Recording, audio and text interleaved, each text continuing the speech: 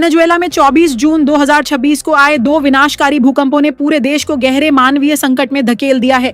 महज 39 सेकंड के अंतराल पर आए 7.2 और 7.5 तीव्रता के इन शक्तिशाली भूकंपों ने राजधानी काराकास सहित देश के उत्तरी और तटीय इलाकों में भारी तबाही मचाई। ताजा सरकारी आंकड़ों के अनुसार इस भीषण आपदा में अब तक 2295 लोगों की मौत हो चुकी है, जबकि 11,267 से अधिक लोग घायल हुए हैं। इसके अलावा 12,841 लोग सीधे तौर पर प्रभावित हुए हैं और हजारों परिवार बेघर होकर राहत शिविरों में रहने को मजबूर हैं।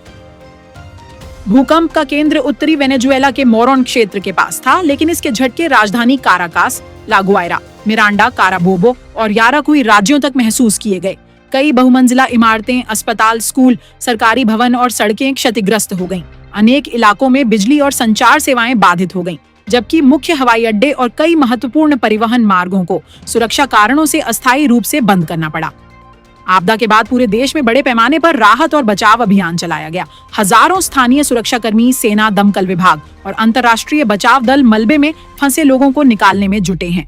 अब तक 6,461 से अधिक लोगों को सुरक्षित बचाया जा चुका है।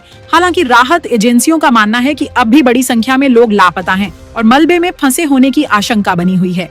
पिछले एक सप्ताह में 782 से अधिक आफ्टर शॉक्स, भूकंप के झटके दर्ज किए गए हैं, जिससे राहत कार्य लगातार प्रभावित हो रहा है और लोगों में दहशत का माहौल बना हुआ है। सरकार ने पूरे देश में 7 दिनों का राष्ट्रीय शोक घोषित किया है और प्रभावित क्षेत्रों में आपातकालीन राहत व्यवस्था लागू की गई है। संयुक्त राष्ट्र सहित कई देशों और अंतर्राष्ट्रीय एजेंसियों ने वेनेजुएला को राहत सामग्री, चिकित्सा सहायता, खोज एवं बचाव दल तथा मानवीय सहायता भेजने की घोषणा की है।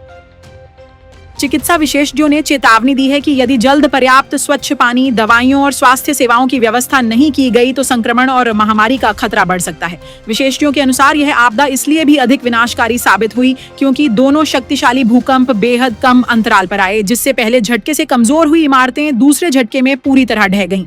इसके बाद लगातार आ रहे आफ्टर शॉक्स ने बचाव कार्य को और कठिन बना दिया। वैज्ञानिकों का कहना है कि भूकंप के कारण कई स्थानों पर जमीन में उल्लेखनीय बदलाव दर्ज किए गए हैं और उपग्रह चित्रों में सतह के खिसकने के स्पष्ट संकेत मिले हैं। वेनेजुएला के इतिहास की सबसे भीषण प्राकृतिक आपदाओं में शामिल इस त्रासदी ने हजारों परिवारों को गहरे शोक में डुबो दिया है।